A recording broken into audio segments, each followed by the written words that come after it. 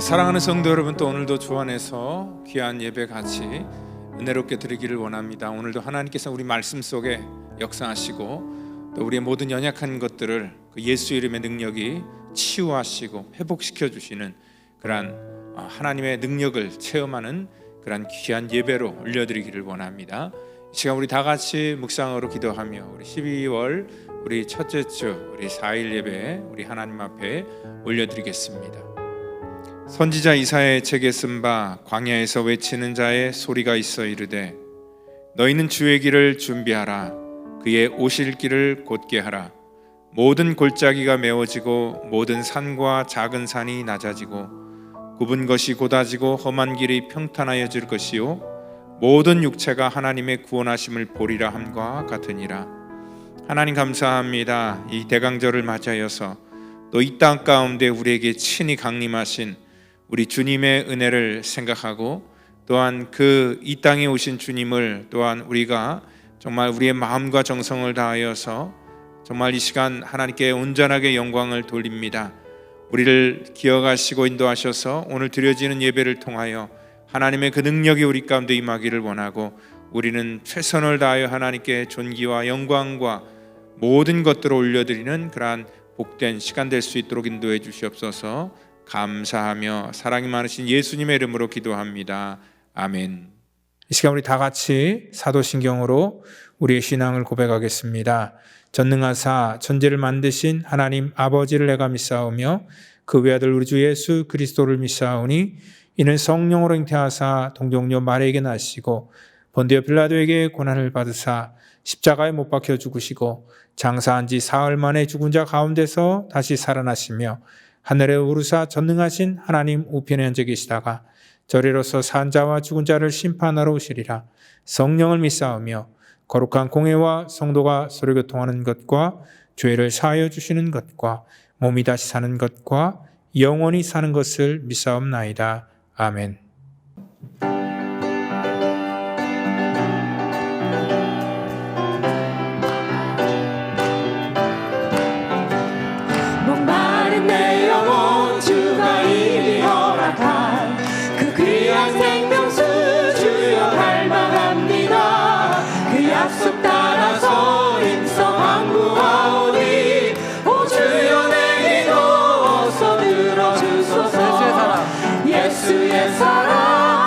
예수의 사랑 바다 물결같이 내게 임하니 영광의 물결에 온전히 쌓여서 내 영혼의 기쁨 한량없도다. 주 내게 약속한 금비 내려주시며 은혜의 정으로 건너편에 떠올라 그 귀한 징조가 내게 밝히 보이니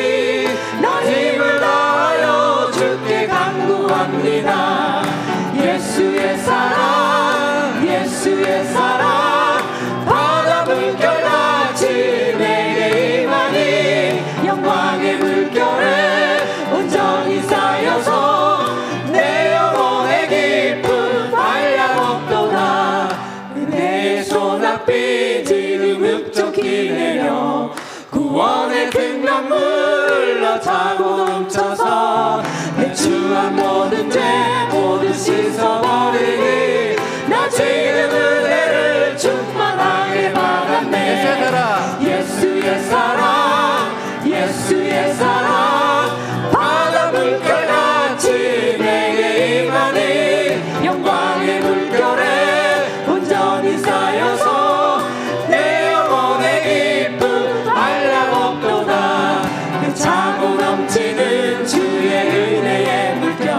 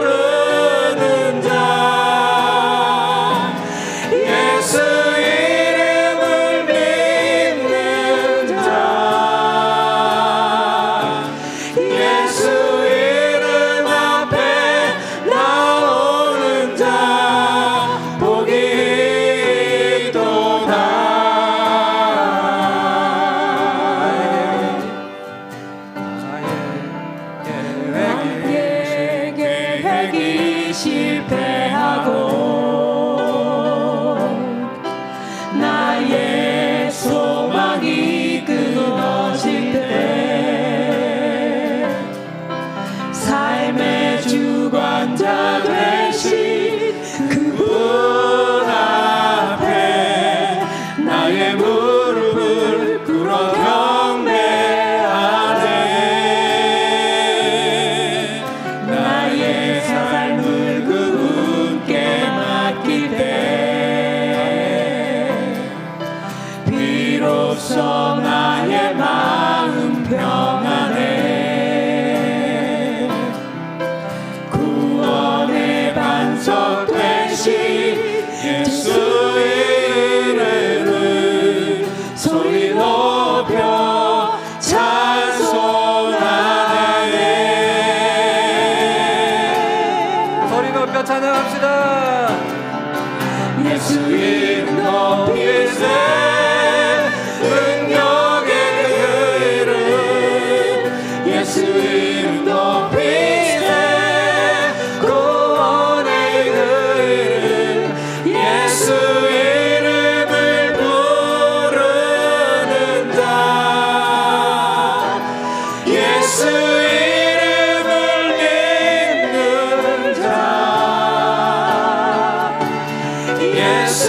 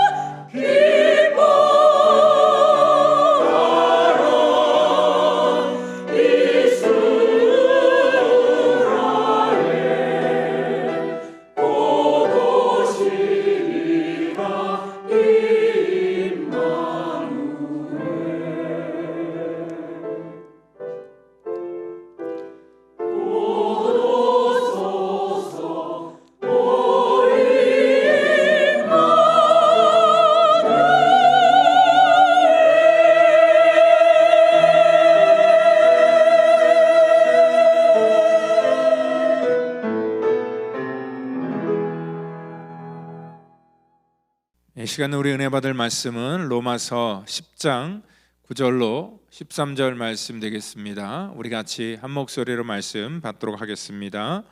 내가 만일 내 입으로 예수를 주로 시인하며 또 하나님께서 그를 죽은 자 가운데서 살리신 것을 내 마음에 믿으면 구원을 받으리라. 사람이 마음으로 믿어 의에 이르고 입으로 시인하여 구원에 이르느니라. 성경에 이르되 누구든지 그를 믿는 자는 부끄러움을 당하지 아니하리라 하니 유대인이나 헬라인이나 차별이 없음이라. 한 분이신 주께서 모든 사람의 주가 되사 그를 부르신 모든 사람에게 부요하시도다. 누구든지 주의 이름을 부르는 자는 구원을 받으리라. 아멘. 이 시간에는 우리 고백이 왜 중요한가라는 그런 제목을 가지고 우리 로마서 강의 34번째 강의를 같이 나누도록 하겠습니다. 간혹 지킬 수 없는 약속을 하는 것은 옳지 않다고 생각해서요. 심지어는 결혼 서약까지 바꿔달라 요청하는 그러한 사람이 있었습니다. 거기 이제 그 결혼 서약할 때 이런 문구가 있잖아요. 죽음이 두 사람을 갈라놓을 때까지 나는 남편과 한 아내의 그러한 그 관계를 유지하며 살겠다. 그러한 결혼 아주 보편적인 그런 서약입니다. 그런데 이 사람들은요, 이게 불확실한 그런 서약이기 때문에 이렇게 뭐 죽을 때까지 우리가 부부로 살겠다는 말 대신에 우리의 사랑이 남아 있을 때까지 부부로 살겠다, 이런 식으로 좀 문구를 바꿔달라라고 이렇게 요청을 했다고 합니다. 그런데요, 그 요청이 받아들여지지 않는 것은 뭐냐면, 결혼이라는 것은요, 어떻게 보면 상대방과 내가 죽을 때까지 평생 한 몸이 되어 살겠다는 그러한 결심과 그러한 그 책임하에 이루어지기 때문에 그렇습니다. 그래서 결혼은요, 어떻게 보면 사랑보다 더 위대하다라고 이렇게 말하기도 합니다. 결혼은 단순히 어떠한 애정이나 어떠한 그 사랑의 말, 그것을 더 뛰어넘어서 더 큰 그러한 많은 의미를 그 안에 포함하고 있다는 것입니다. 오늘 그러한 고백을 혼자 하는 것이 아니라 또 두 사람만 만나서 하는 것이 아니라 먼저는 우리 하나님 앞에서, 그리고 또한 우리 가족들 앞에서, 또 친척들 앞에서, 친구들 앞에서, 이렇게 대중 앞에서 그 고백을 하는 것은 내가 한 말에 책임을 지겠다라는 그러한 이 고백이요 또 선언이라는 것입니다. 우리가 그 세례식도 마찬가지고 또 교회에서 어떠한 그 임직을 할 때 그 임직식도 마찬가지입니다. 이 퍼블릭에서 많은 사람들 앞에서 하는 것은 뭐냐면 자기의 고백이기도 하지만 또한 그 약속을 하나님과 모든 성도들에게 동일하게 하는 그러한 고백이기 때문에 그 고백, 자기가 한 말은 굉장히 중요하다라고 이렇게 우리가 생각할 수 있습니다. 여러분들, 오늘 우리가 예수님께서 이러한 이 고백이라는 것들을 굉장히 많이 다양한 방법 속에서 사용했다는 것을 알 수 있습니다. 왜냐하면 이 고백은 내가 어떠한 사람이고 내가 어떻게 살겠다라는 그러한 자기의 정체성을 규정하는 것이기 때문에 그렇습니다. 그러니까 중요한 문제에 있어서 내가 어떠한 존재라는 것을 인식하는 것 굉장히 중요합니다. 그래서 관계 설정은 주님께서는 항상 강조를 하셨다는 것이죠.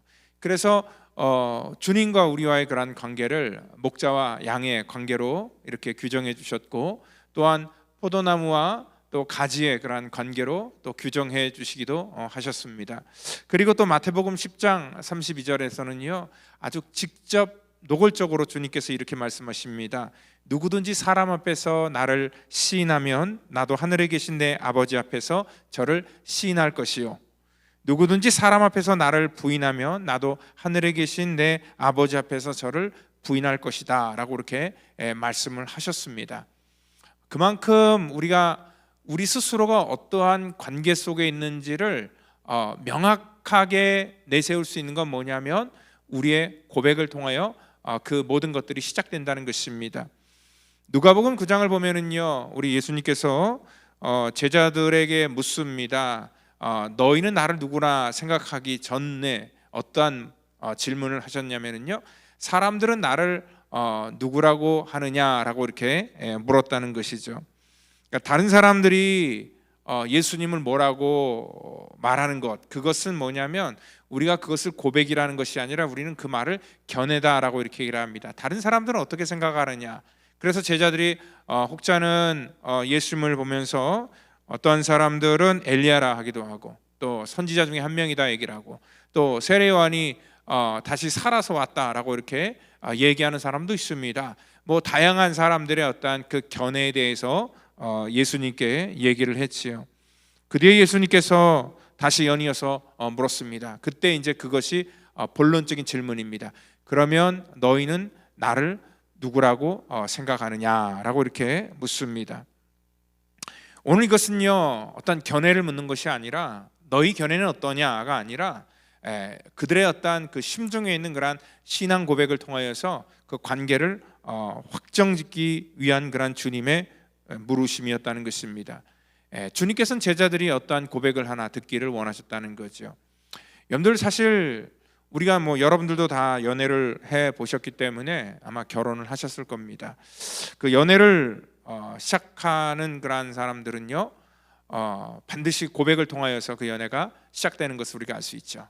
어떤 사람에게 호감을 가지고 그 사람에 대한 내 감정을 솔직하게 고백할 때 비로소 서로 간의 관계가 시작됩니다. 그런데 어떤 견해만으로는 절대 관계가 시작될 수가 없다는 것이죠.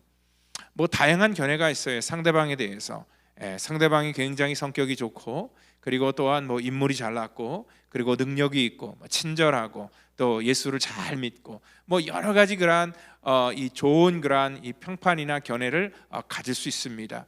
그런데요, 우리가 연애를 시작하는 사람들을 볼 때에도 마찬가지죠.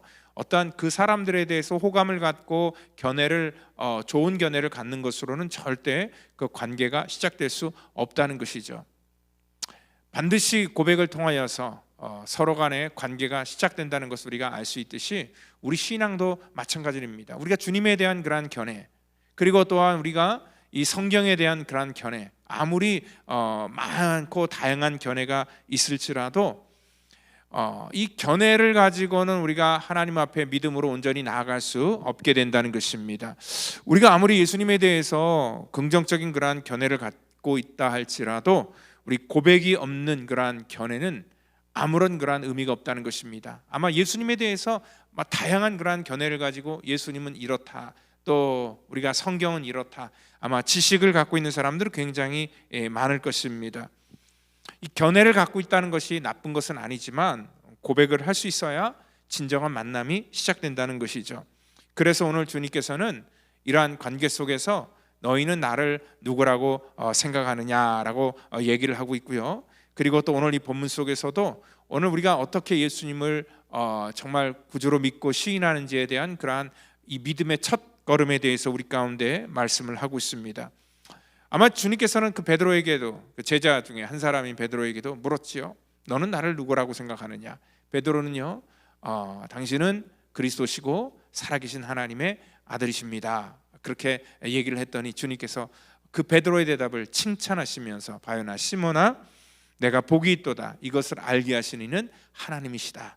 하나님께서 네 마음을 움직여서 이 지식을 주셨고, 그리고 나와 너의 그러한 관계 속에서 이 모든 것들을 알게 하신 것이 바로 하나님이시다라고 하면서 그를 칭찬하시고, 이 고백은 기독교 역사에서 가장 위대한 고백으로 또 남기도 합니다. 우리가 어떠한 고백을 가지고 신앙생활하냐 굉장히 중요합니다. 이거를 또 정확히 얘기하면 신조라고도 얘기를 합니다. 신조, 어떠한 신조를 갖고 있느냐. 우리 보편적인 많은 교회에서는요, 이 사도신경을 우리의 신조로 생각을 합니다. 왜냐하면 이 사도신경은요, 우리들의 일관적인 정체성을 유지하는데 거기에 굉장히 중요한 요소들이 녹아져 있기 때문에 그렇습니다. 그래서 저희 교회도 예배를 시작하면서 이 사도신경을 같이 우리가 고백을 합니다. 이것은 그 신앙 선언문입니다. 이 신앙 고백을 하는 것은 뭐냐면 우리가 예배를 드리는 대상이 바로 어떠한 분이신가, 그거에 대한 인식으로부터 모든 것들이 출발하기 때문에 그렇습니다. 그래서 전능하사 천지를 만드신 하나님을 내가 믿사오며, 우리가 그 믿음으로부터 우리가 다 같이 똑같은 한 목소리의 그런 고백을 갖는 것입니다. 이 고백은 굉장히 중요합니다. 우리가 어떠한 것을 알아야 되고 또 어떠한 것을 믿어야 되고 우리가 어떠한 것을 선택해야 되는 그런 명확한 우리의 정체성을 규정하기 때문에 그렇다는 거죠. 그리고 또한 이단으로부터 이 복음의 진리를 수호하기 위한 그러한 가장 심플한 방법이 바로 이러한 신앙 선언이요 또 신앙 고백이라는 것을 알 수 있습니다. 이 신앙 고백은요 헬라어로 호모로기아라고 얘기를 합니다. 그러니까 호모와 로기아, 그러니까 이게 뭐냐면 함께 말하다. 이 호모는 함께고 로기아는 말하다. 그래서 호모로기아는 호모로게, 이 말 자체는요, 이 호모로게는 법정에서 두 사람이 동일한 것들에 대해서 말할 때 이러한 말을 씁니다. 그래서 우리가 이러한 고백을 한다는 것은 뭐냐면 한 사람의 고백이 아닌 여러 사람이 같은 한 목적을 가지고 한 대상을 향하여 한 믿음의 고백을 하는 것을 말하기도 합니다. 오늘 주님께서는요 누구든지 주의 이름을 부르는 자는 구원을 얻을 것이다 라고 이렇게 말씀을 하고 있습니다. 오늘 누구든지 주의 이름을 부르는 자는 구원을 받는다. 굉장히 어떻게 보면 심플한 그러한 이 선언입니다. 우리의 고백입니다. 그런데 이 말은 뭐냐면 이 말의 깊이를 우리가 들어가 볼 때 우리가 주의 이름을 부른다는 것이 우리 지난주에도 말씀을 드렸죠. 나더러 주여 주여 하는 자마다 다 천국에 들어갈 것이 아니다 라고 말한 것처럼 단순히 우리 입술의 고백 속에서의 주여라는 그러한 의미는 아닐 것입니다. 이 주여, 주의 이름을 우리가 부르는 것, 이 모든 것 속에는요 어떻게부터 시작됐냐면 우리들의 그 마음으로부터 이 모든 것들이 시작됩니다. 그래서 10절에 사람이 마음으로부터 믿어서 의에 이르고 입으로 시인하여 구원을 얻게 된다 그렇게 말하고 있습니다. 그러니까 주의 이름을 우리가 부르는 것은요 우리 입술로 시작하지만 그것의 출발점을 보면 우리 마음속에서 어떠한 그 믿음을 갖게 되고요, 그리고 또 그 믿음 속에서 어떠한 것들을 내가 선택하고 또 그것들에 대해서 결단을 하고 책임질지를 내 마음속에 확증한 다음에 우리가 그것을 입으로 선포하고 고백하게 된다는 것입니다. 오늘 바로 우리가 이 주님께서는 이 세상에 어떠한 그 견해를 갖고 있는지 그 견해를 우리 가운데 듣기를 원하는 것이 아니라 이 고백을 우리 가운데 듣기를 원하신다는 것입니다. 그래서 우리 신앙은요 반드시 자기 고백을 통하여서 모든 것들이 시작된다는 것을 우리가 아셔야 된다는 것이죠. 특별히 우리가 그 어떠한 것들을 고백할 때 그리고 또 어떠한 것들을 우리가 선택을 할 때 그 선택하는 것은 좋은 것이지만 또 반드시 우리 가운데 뭐가 있냐면 포기해야 될 부분이 있다는 것을 우리가 아셔야 된다는 것입니다. 그래서 아까 얘기했듯이 결혼할 때 이 결혼을 우리가 어떠한 사람의 이성에 대해서 내가 고백하고 그 관계가 시작되면은요 이제 그 전에 이렇게 관계를 맺었던 모든 그러한 잘못된 것들과 또한 그 이전에 사귀었던 그러한 모든 그 사람들 이러한 것들과는 과감하게 모든 것들을 다 정리를 해야 된다는 것을 포함하고 있다는 것입니다. 즉 이 말은 뭐냐면 내가 예수를 믿고 내가 하나님과의 내 관계가 성립되면은요 그 관계가 성립된과 동시에 우리 속에 분명히 포기해야 될 부분이 있다는 것입니다. 우리가 십자가를 지기로 또 주님을 따르기로 그렇게 결단을 했으면은요 그 결단 뒤에는 반드시 우리 가운데 정말 이렇게 내려놔야 될 그러한 부분들이 많은데 그것들을 다 같이 끌어안고 우리가 신앙생활할 수 없다는 그러한 뜻입니다. 그래서 어떤 사람들은요 한국 교회를 머리카락이 잘린 그러한 삼손에 비유하기도 합니다. 많은 그러한 이 교회가 덩치는 커졌고 힘은 세졌는데 어떠한 하나님과의 어떠한 그 영적인 권능, 능력은 잃어버린 그러한 시대다 얘기를 하고 있습니다. 왜냐하면 한국 교회가 지금까지 덩치를 키우는 것에만 굉장히 관심을 가졌고 또 힘을 갖는 것, 그리고 뭔가를 얻는 것, 그래서 내가 뭔가를 선택해서 그것을 받는 것에는 굉장히 관심을 가졌지만 선택을 함으로 인하여서 내가 이 땅 가운데 포기해야 될 것은 가르치지 않았다는 것입니다. 삼손이 힘을 가졌던 것은 그를 하나님께서 나시린으로 구별하셨기 때문에 그렇습니다. 나시린이 된다는 것은요 구별됨이 있지만 또한 그의 삶 속에서 분명히 포기해야 될 부분들이 반드시 있었습니다. 구별된다는 것이죠. 그러니까 머리에 삭도를 대지 아니하고 포도주를 입에 대지 아니하고 또 시체를 만지지 않아야 되는 그러한 규정들이 있었는데 삼손은 그러한 자기가 포기해야 될 부분들을 포기하지 못했기 때문에 그는 이렇게 힘과 능력은 있었지만 결국 그 힘과 능력이 그의 삶에 실패로 결과를 맺게 됐다는 것을 우리가 알 수 있다는 것이죠. 오늘 바로 이 땅의 기독교인들이 마찬가지입니다. 우리가 주의 이름을 고백하고 주의 이름을 부르고 구원을 받는 것 굉장히 중요한 것이지만 주의 이름을 부를 때는 우리가 그만큼 우리 속에 분명히 책임과 결단을 우리 주님께서 요구하고 있다는 것입니다. 그리고 또한 우리 가운데 분명히 신앙 고백이 동반되어야 된다는 것입니다.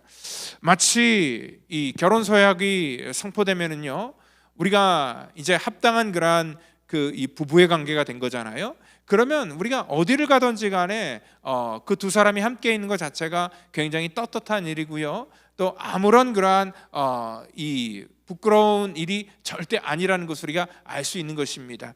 그렇지만요, 이런 합법적인 고백을 할 수 없는 그러한 만남은요, 그 두 사람의 만남 아무리 사랑한다고 할지라도 그 사랑이 부끄러운 것이고 다른 사람들이 알까 전전긍긍하면서 숨어서 몰래 교제를 하게 된다는 것이죠.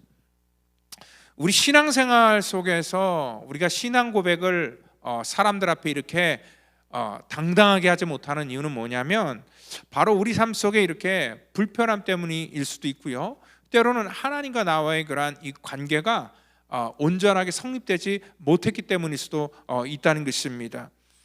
그러니까 예수를 믿는 것 자체를요, 어떤 사람들은 이렇게 생각하기도 합니다. 굉장히 비이성적이고 비인격적인 것들로 취급하기도 합니다.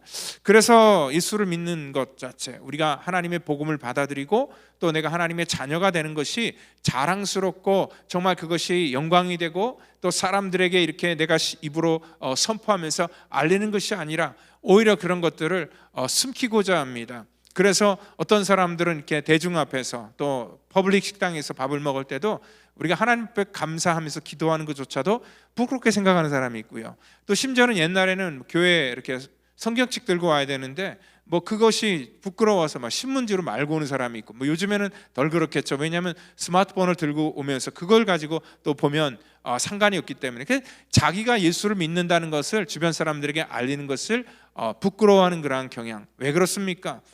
물론 어떠한 사람들은 그것들이 다른 이유도 있겠지만 솔직하게 얘기하면은요, 우리가 이런 생각을 갖습니다.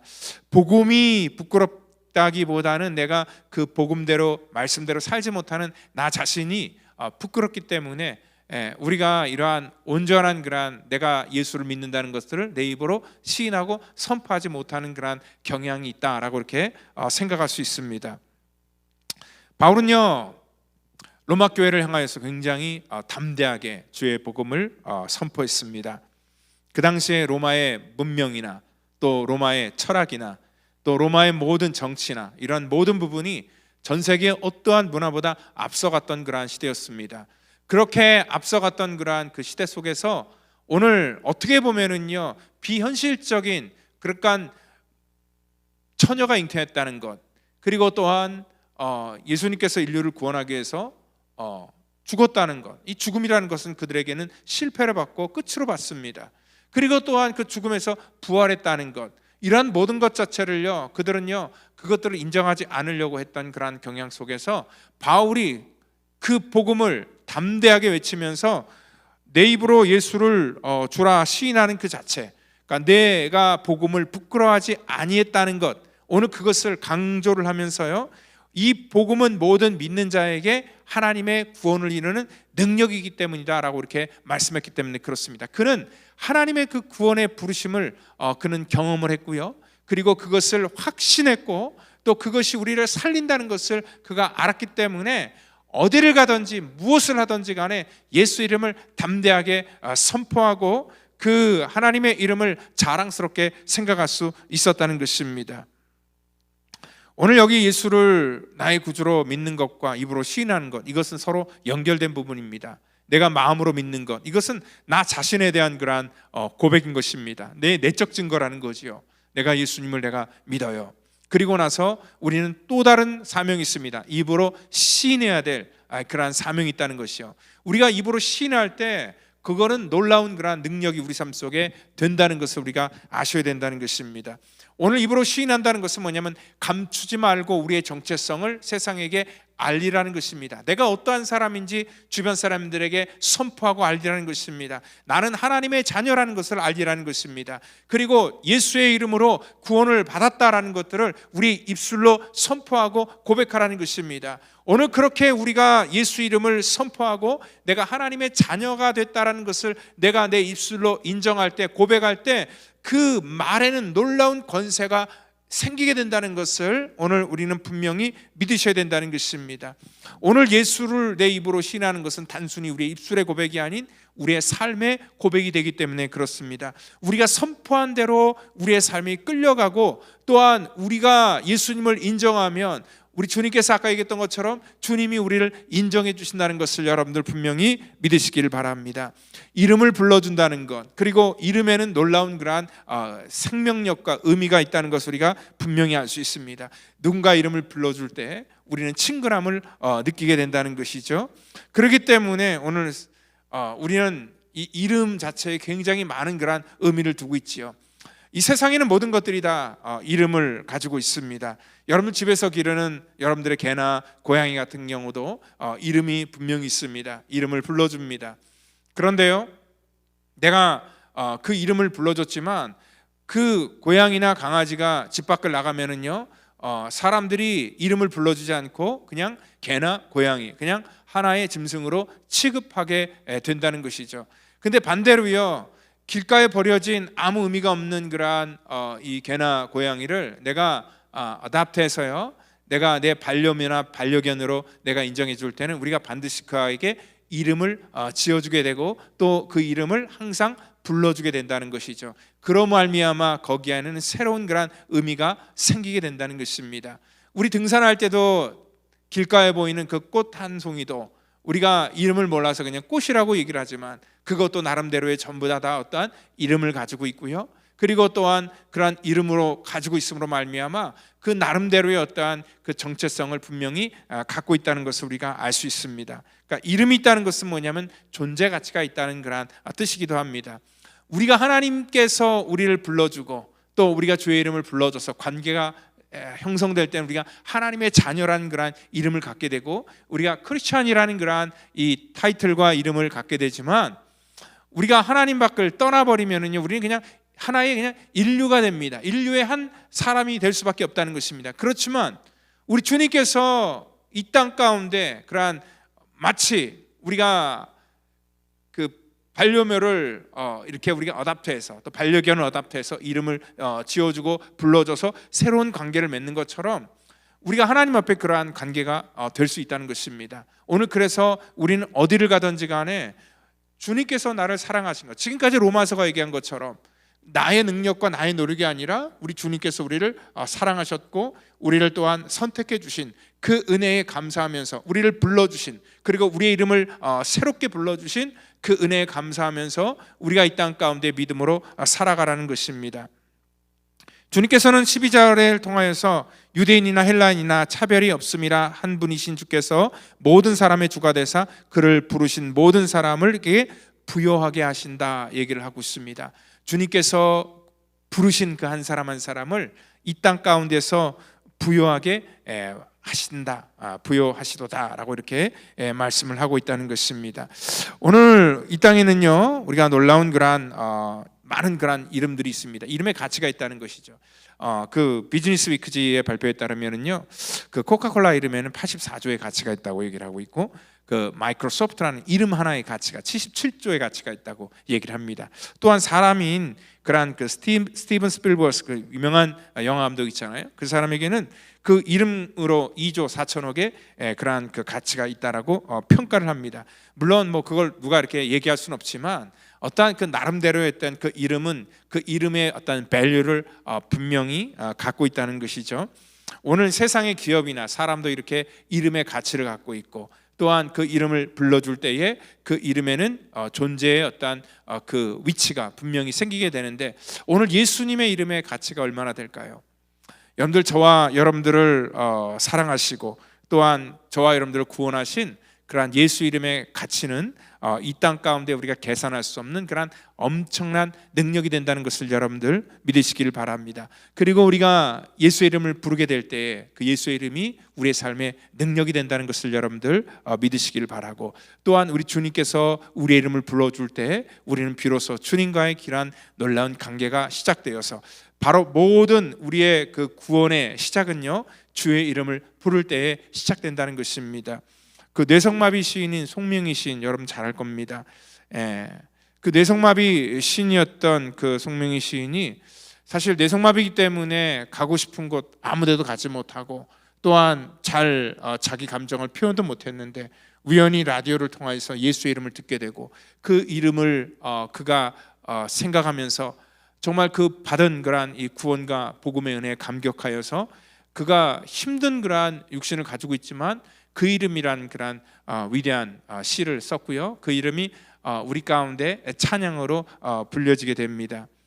그 이름의 가사는 그렇습니다. 예수 그 이름 나는 말할 수 없네. 그 이름 속에 있는 비밀을, 그 이름 속에 있는 사랑을, 그 사랑을 말할 수 없어서 그 풍부함을 표현 못하여 비밀이 되었네. 그 이름 비밀이 되었네. 사람들 그 이름 건축자의 버린 돌처럼 버렸지만 내 마음에 새겨진 이름 아름다운 보석, 내게 있는 귀한 비밀이라. 내 마음속에 숨겨진 기쁨 예수, 그 이름 나는 말할 수 없네. 오늘 저와 여러분들의 삶 속에 우리가 입으로 그 이름을 선포할 때에 그 이름이 우리 가운데 역사하고, 또 그 이름과 나와의 그런 관계를 통하여서 우리의 삶 속에 새로운 의미가 되는, 그래서 하나님께서 저와 여러분을 불러주신 그런 놀라운 귀한 존재로 쓰임받기를 예수님의 이름으로 축원드리겠습니다. 다 같이 기도합니다. 하나님 감사합니다. 우리가 예수님의 이름을 부를 때 그 이름의 능력이 우리 속에 있기를 원합니다. 예수 이름이 선포되는 곳에 어둠의 영들이 떠나가기를 원합니다. 예수 이름이 선포될 때에 우리의 모든 연약한 것들이 회복되기를 원합니다. 예수 이름에는 권세가 있기 때문에 그렇습니다. 우리가 주의 이름을 부를 때는 그 이름이 우리를 구원하시고 우리를 견인하시고 우리를 축복하시는 것을 알기에 우리가 어느 곳을 가든지 간에 예수 이름을 선포하기를 원합니다. 하나님, 우리를 사용하여 정말 하나님의 거룩한 나라를 아버지 대변하는 도구로 우리를 인도하여 주시옵소서. 우리 펠로십 교회 속에서도 정말 예수의 이름이 날마다 이 땅 가운데 나타나며 이 라스베가스의 예수 이름의 영향력을 밝히 보일 수 있는 그런 구별된 교회와 성도가 될 수 있도록 인도하여 주시옵소서. 모든 것 감사하며 사랑이 많으신 예수님의 이름으로 기도하옵나이다. 아멘.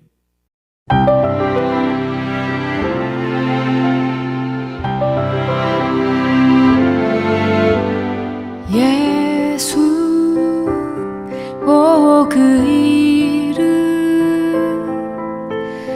나는 말할 수 없네.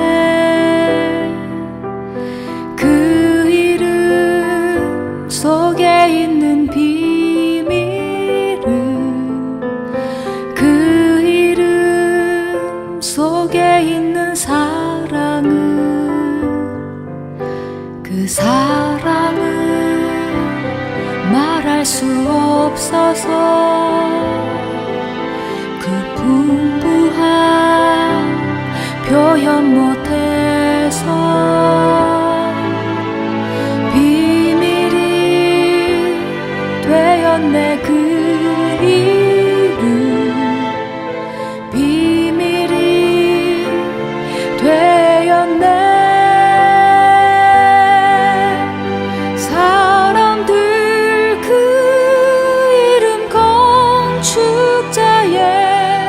버린 돌처럼 버렸지만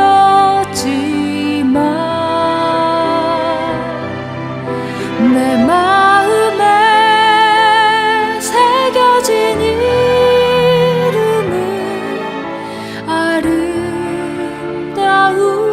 보석, 내게 있는 귀한 비밀이라. 내 마음에 숨겨진 기쁨 예수 오 그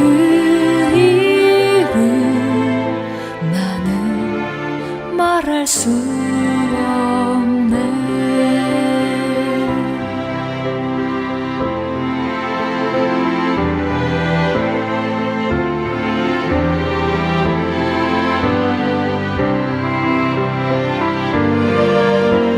사람들 그 이름 건축자의 버린 돌처럼 버렸지만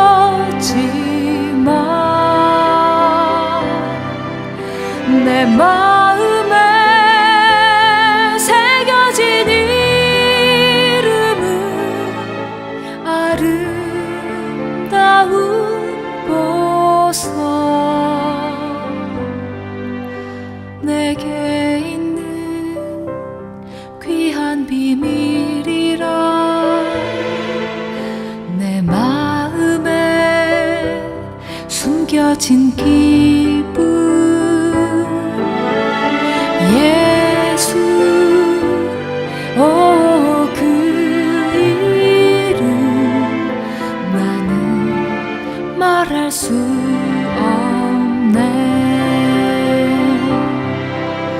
그 이름의 비밀은 그 이름의 사랑은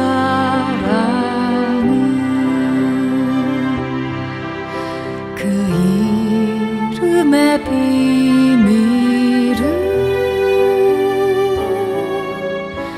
그 이름의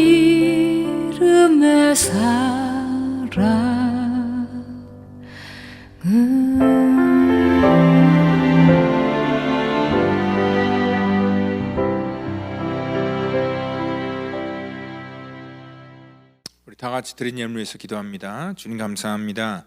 우리 사랑하는 성도들이 또 귀한 예물 구별하여 주 앞에 드립니다. 저들의 마음입니다. 또 저들의 정말 감사입니다. 저들의 표현입니다. 하나님께서 이 모든 저들의 삶을 주님께서 받으시고 저들의 아버지 드려서 부족하지 않도록 하나님 저들의 삶의 지경을 넓혀주시고 또한 저들이 일하는 모든 터전 속에 주의 손으로 아버지 함께하여 주시옵소서. 우리가 아버지 귀하게 주의 나라와 영광을 위해서 쓰임받는 도구가 되기를 원합니다. 우리를 마음껏 사용하시고 우리를 통하여서 하나님의 나라가 이 땅 가운데 세워지는데 정말 우리가 힘을 다하여 열심을 다하여 최선을 다하여 쓰임받는 성도와 교회가 되도록 인도해 주시옵소서. 감사하며 예수님의 이름으로 기도합니다. 아멘.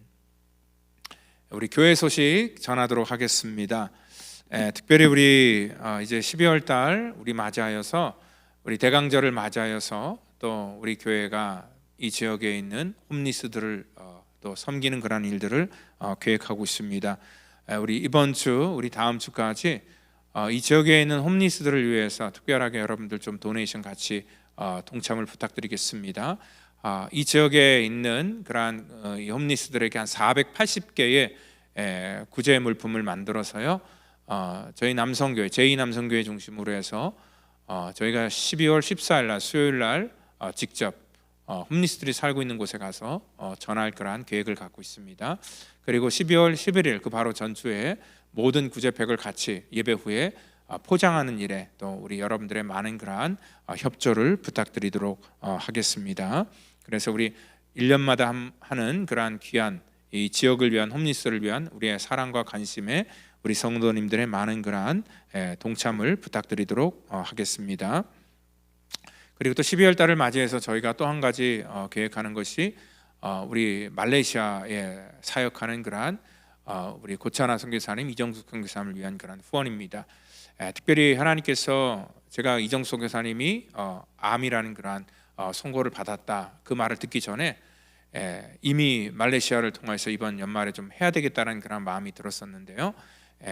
그 얘기를 듣고 나서 하나님께서 그 가정을 또 도우라라고 이렇게 허락하신 것 같습니다. 그래서 저희가 가급적이면 또 12월 한 달을 통하여서 또 여러분들의 특별한 목적을 가지고 그 선교사님의 가정을 위해서 또 같이 이렇게 동참해 주셔서 그 가정 하나님을 위해서 거룩하게 쓰임받는 그러한 이 사역을 계속할 수 있도록 여러분들의 기도와 또 여러분들의 많은 그러한 관심을 부탁드리도록 하겠습니다.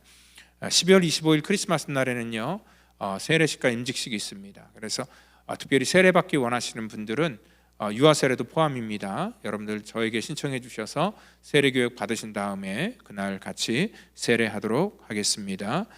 우리 그 제자 훈련 2기를 또 모집을 하게 됩니다. 그래서 1기가 지금 이제 2주 남았는데요. 정말 열심히 최선을 다하여서 많은 그런 믿음의 유익이 있고, 또 우리 다음 주하고 그 다음 주 2주 연속해서 우리 제자훈련반 속에서 일어났던 그러한 일들에 대해서 짧은 그러한 간증을 같이 나누도록 하겠습니다. 우리 2기가 이제 내년 1월 달 이렇게 후반기에 시작하게 되는데 여러분들의 많은 그러한 지원을 부탁드리도록 하겠습니다. 또 2023년도 또 우리 성도들을 대접하고자 또 이 친교를 하기를 원하시는 분들, 또 새롭게 우리 게시판에 그 친교 안내가 있기에 여러분들 확인하시고 여러분들의 생일이나 또 감사한 날이나 또 추모일이나 이러한 날에 우리 성도들에게 또 같이 한 끼의 식사를 공급해 주시면 감사하겠습니다. 그리고 우리 다음 주에는 운영위원회가 있고요. 그리고 또 식탁 울타리장 모임이 12월 17일 날 토요일 날 있는 것 우리 울타리 리더들은 기억해 주시면 감사하겠습니다. 이 시간 우리 다 같이 자리에 일어나셔서 찬송가 635장 부르시고 축도함으로 예배를 마치도록 하겠습니다.